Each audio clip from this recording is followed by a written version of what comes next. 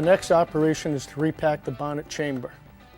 You want to use either cotton or latex gloves to protect the packing from oils from your hand. To pack the bonnet chamber, first place the bonnet chamber on the packing mandrel. Then install the first braided ring. Make sure the slot to the braided ring is 180 degrees away from you. Compress it with the packing tool and install the 2 die-formed rings, compressing each one as you go.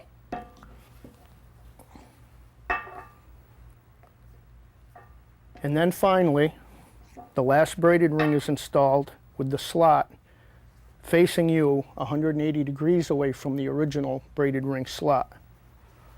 Compress it with the packing tool, remove the packing chamber from the mandrel, and your packing is complete. A time saver used by many Clampseal valve users is to have pre-packed bonnets available.